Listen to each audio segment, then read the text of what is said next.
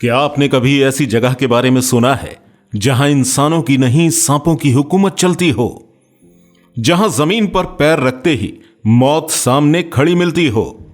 नहीं, यह कोई फिल्म की कहानी नहीं है।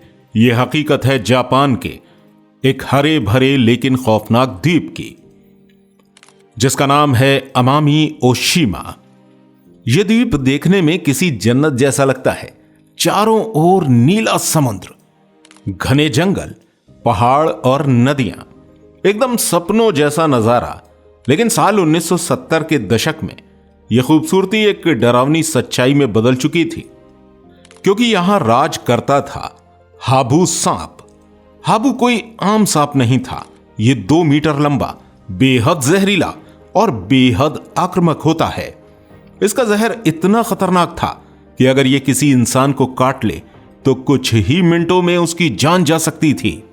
सबसे खौफनाक बात यह थी कि ये सांप सिर्फ जंगलों में ही नहीं रहते थे, बल्कि इंसानों के घरों, खेतों और स्कूलों तक आ जाते थे। हर साल सैकड़ों लोग हाबू सांप के काटने का शिकार होते। लोग रात को अपने बिस्तर के चारों ओर रेत डालकर सोते ताकि सांप पास ना आ सके। लेकिन यह चालाक सांप दीवारों की दरारों से, छतों की खिड़की के रास्ते भीतर घुस आते थे।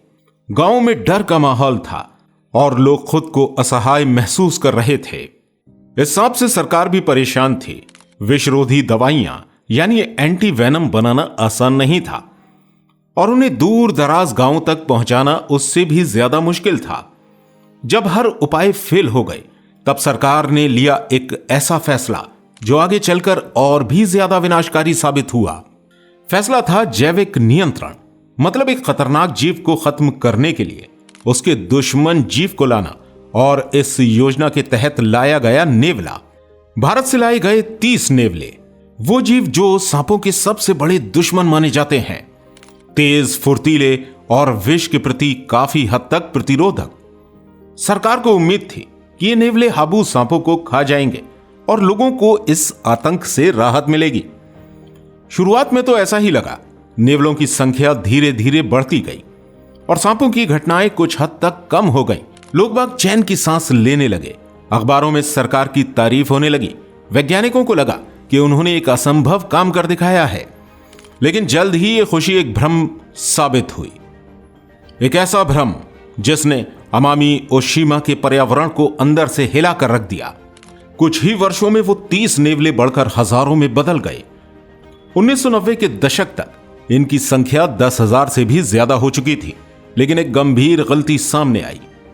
हाबू सांप रात में निकलते थे और नेवले दिन में शिकार करते थे, यानी दोनों का आमना सामना बहुत कम होता था। नेवलों को खाने के लिए सांप नहीं मिलते थे। ऐसे में उन्होंने द्वीप के अन्य जीवों का शिकार करना शुरू कर दिया। सबसे पहले निशाना बने अमामी खरगोश। यह खरगोश इस द्वीप की एक बहुत ही दुर्लभ प्रजाति है और केवल यहीं पाए जाते हैं। उसके बाद नेवले पक्षियों के अंडों, छोटे जानवरों और यहां तक कि किसानों की फसलों को खाने लगे।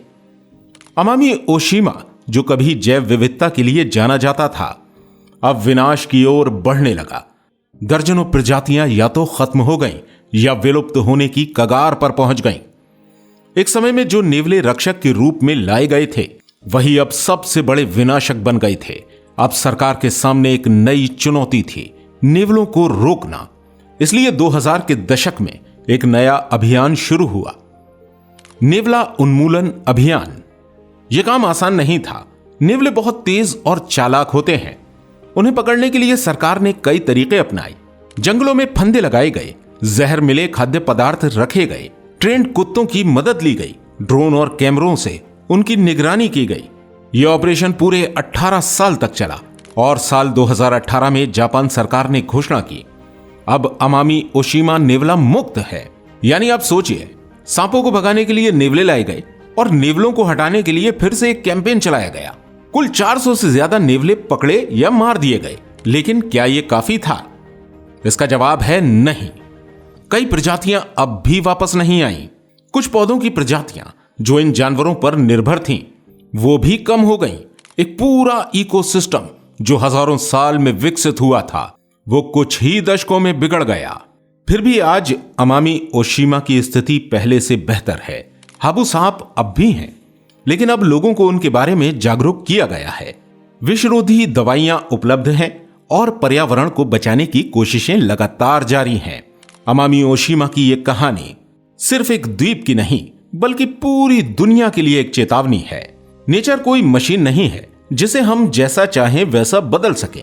ये एक बहुत ही नाजुक संतुलन है जिसमें हर जीव, हर पेड़ और हर कीट की अपनी जगह है। अगर हम उस संतुलन के साथ खिलवाड़ करेंगे तो उसके नतीजे विनाशकारी हो सकते हैं। यह घटना हमें सिखाती है कि समाधान तब ही सफल होते हैं जब वो समझदारी और संतुलन के साथ किए जाएं। दोस्तों, अगर आप मानते हैं कि प्रकृति से लड़ना नहीं, उसके साथ चलना जरूरी है, तो इस वीडियो को लाइक जरूर कीजिए और इस वीडियो को शेयर करके हमें सपोर्ट करना बिल्कुल मत भूलिएगा। और कमेंट करके बताइए, क्या इंसान कभी नेचर के साथ सच्चा संतुलन बना पाएगा? और ऐसी वीडियोस को देखने के लिए आप हमारे चैनल को सब्सक्राइब जरूर कीजिएगा। धन्यवाद।